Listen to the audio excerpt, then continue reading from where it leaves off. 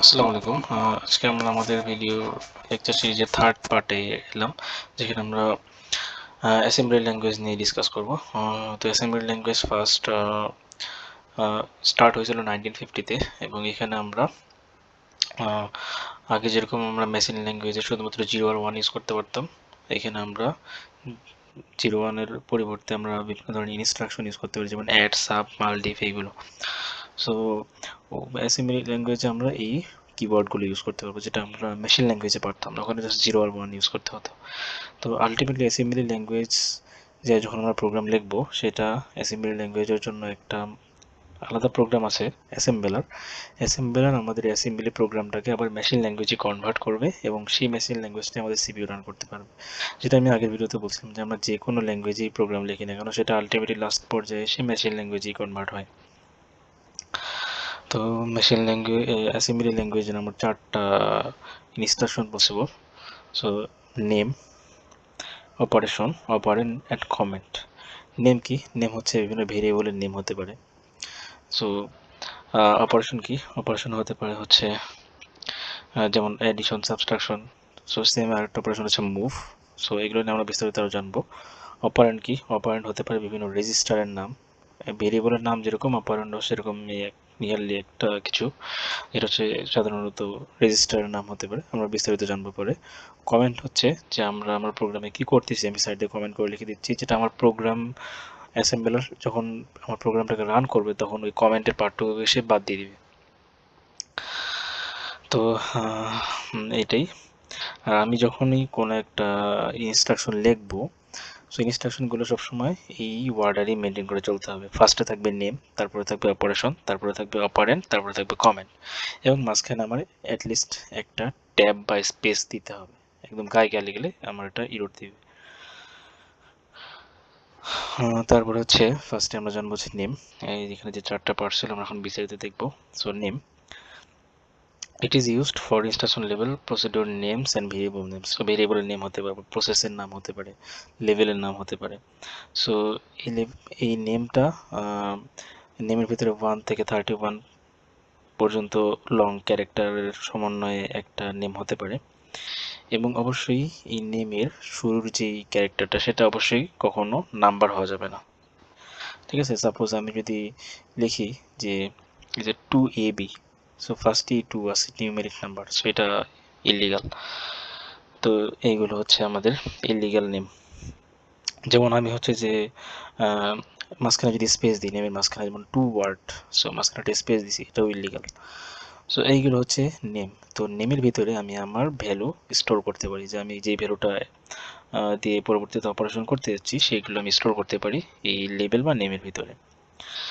So এখানে যেটা বলেছি, আপার কেস, আমি যদি একটা নেম আপার কেসে লিখি, যেমন আমি ভেরিয়েবলের নাম দিলাম সাপোজ টেস্ট, এটা আপার কেসে লিখলেও যা মিন করবে, লোয়ার কেসে লিখলেও তা মিন করবে।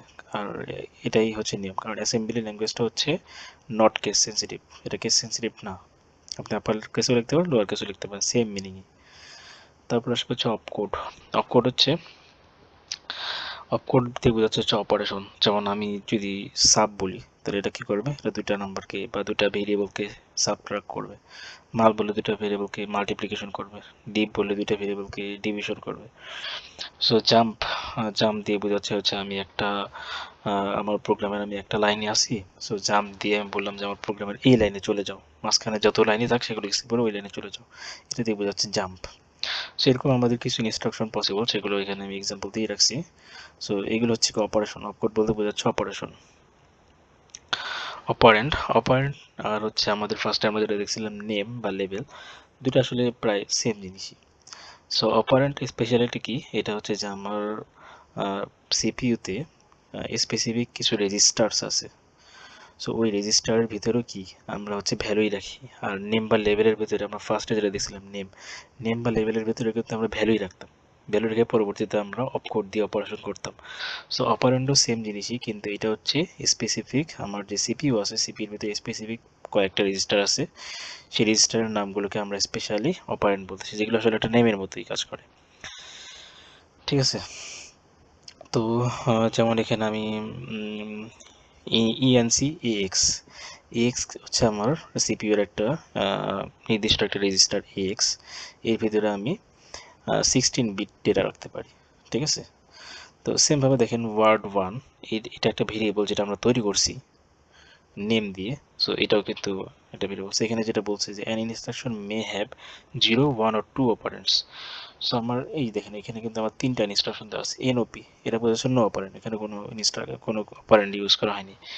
ইএনসি এক্স, সো ইএনসি কি ইনক্রিমেন্ট, ইনক্রিমেন্ট এটা একটা অপকোড, কারণ এটা একটা ইনক্রিমেন্ট করতে বলতেছে, মানে আমার যে ভ্যালুটা আছে সেটা তুমি এক বাড়াই দাও।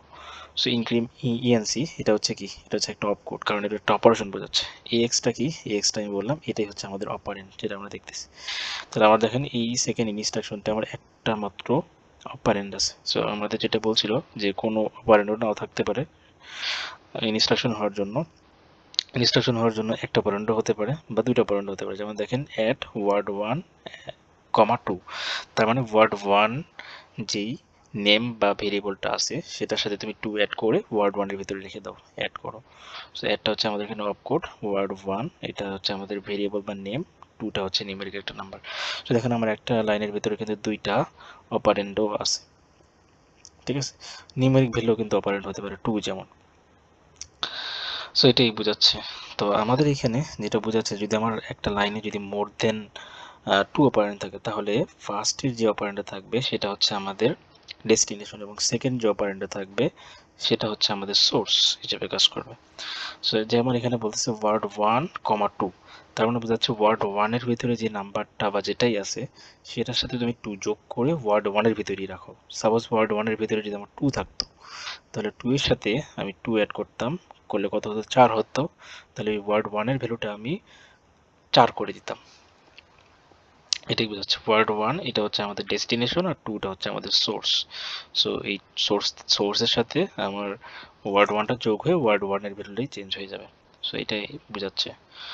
তারপর হচ্ছে কমেন্ট। সো কমেন্ট হচ্ছে যে আমাদের প্রোগ্রামের, যখন আমি প্রোগ্রামটাকে রান করব তখন আমার যে অ্যাসেম্বলার আছে, অ্যাসেম্বলার কি করবে, আমার কমেন্টের পার্টটুকুকে সে ভ্যানিশ করে দিবে, সরাই দিবে, সেটাকে সে অ্যাসেম্বলি করবে না, সেটাকে সে মেশিন ল্যাঙ্গুয়েজে কনভার্ট করবে না। এটা আসলে আমাদের প্রোগ্রামের অংশের মধ্যেই পড়ে না।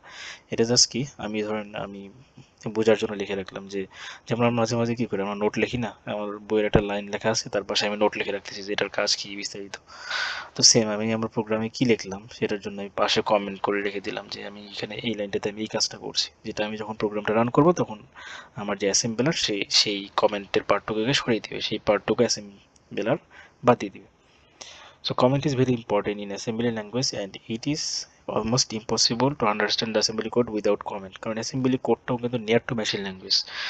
যেখানে আমাদের আমরা যদি হাই লেভেল ল্যাঙ্গুয়েজ ইউজ করি তাহলে আমার যে প্রোগ্রামটাতে দেখা গেলো 2 লাইন লাগবে, অ্যাসেম্বলি ল্যাঙ্গুয়েজে আমি যদি সেটা করতে চাই আমার 10-12 লাইন লাগবে। তো এটাও কি, অ্যাসেম্বলি ল্যাঙ্গুয়েজটাও তুলনামূলক অনেক কঠিন, সেই জন্য এখানেও কমেন্টিংটা অনেক জরুরি। Commenting is a considered as good programming practice. So আমার এখানে একটা এক্সাম্পল অ্যাসেম্বলি কোড দেওয়া আছে। সো ফার্স্টের দিকে আমি যেটা লিখছি যে dot model small dot stack dot data dot code, এইগুলো আসলে আমার প্রত্যেকটা অ্যাসেম্বলি প্রোগ্রামের শুরুর দিকে লিখতে হয়। আর এটাও বলে রাখা ভালো যে অ্যাসেম্বলি প্রোগ্রাম কিন্তু বিভিন্ন সিপিইউর জন্য বিভিন্ন রকম। আমি এখানে যে প্রোগ্রামটা লিখছি এটা 8086 সিপিইউ এর জন্য। সো এরকম আরও অনেক ধরনের সিপিইউর জন্য আরও অনেক ধরনের অ্যাসেম্বলি ল্যাঙ্গুয়েজ হতে পারে। সো মেইন প্রসিডিউর মানে আমরা আমাদের মেইন প্রসিডিউর থেকে আমাদের প্রোগ্রামটা শুরু হবে। সো দেখেন আমরা এখানে ফার্স্ট লিখছি মুভ EX 4000H। 4000H এটা হচ্ছে একটা হেক্সাডেসিমেল নাম্বার, ঠিক আছে। So move EX 4000H, move দিয়ে বোঝাচ্ছে কি, মুভ দিয়ে বোঝাচ্ছে যে EX নামে যে রেজিস্টারটা আছে এই রেজিস্টারের ভিতরে এই যে 4000H এই হেক্সাডেসিমেল নাম্বারটা স্টোর করো। অ্যাড AX, AX, এটা দিয়ে বোঝাচ্ছে যে AX এর ভিতরে যে ভ্যালুটা আছে তার সাথে AX কে যোগ করে AX এর ভিতরে রাখো। সো আমার AX এর ভিতরে কি ছিল, AX এর ভিতরে ছিল 4000H, H দিয়ে বোঝাচ্ছে হেক্সা আর কি। সো 4000 এর সাথে তুমি আবার 4000 যোগ করে সেটাকে X এর ভিতরে রাখো। সো 4000 এর সাথে 4000 যোগ করলে 8000 হয়, এবং সেটাকে আমি X এর ভিতরে রেখে দিলাম। সাব EX 0 4টা ফেস, এটা দিয়ে বোঝাচ্ছে আমার যে এক্স এর ভ্যালু যেটা আছে তার সাথে তুমি এই 3টা ফেস এটা বিয়োগ করে এক্স এর ভিতরে রাখা উচিত। তখন আমাদের রাখলে হচ্ছে 80001 ইস। সেটা আসলে হেক্সাডেসিমেলের এডি বা হেক্সাডেসিমেলের সাবট্রাকশন, যেটা আপনারা ইজিলি বুঝতে পারবেন না। নেগেশিয়ার এক্স এক্স এটা দিয়ে বোঝাচ্ছে হচ্ছে আপনার টুয়াইস কমপ্লিমেন্ট করতে বলতেছে। ইনক্রিমেন্ট এক্স বলতে বোঝাচ্ছে আপনার ভ্যালু যা আছে তার সাথে এক যোগ করুন। এগুলো অবশ্যই হেক্সাডেসিমেলের এডিশন সাবট্রাকশন। সো আপনি যদি আমাদের নর্মাল ডেসিমেল নাম্বার করেন তাহলে কিন্তু হবে না। আর লাস্টে যেটা বলছে move S 4 CS in 21 is main in ENDP int main. So এই যে এখান থেকে শুরু করি মুভ এস থেকে শুরু করি ইন্ট মেন এই পর্যন্ত হচ্ছে আমাদের প্রোগ্রামের এন্ডিং বোঝাচ্ছে। আর এই মেইন প্রথম লাইন থেকে শুরু করে মেইন প্রসেসর দিয়ে বোঝাচ্ছে আমাদের প্রোগ্রামটা স্টার্ট হচ্ছে। সো আশা করি বুঝতে পারছেন। ধন্যবাদ সবাইকে।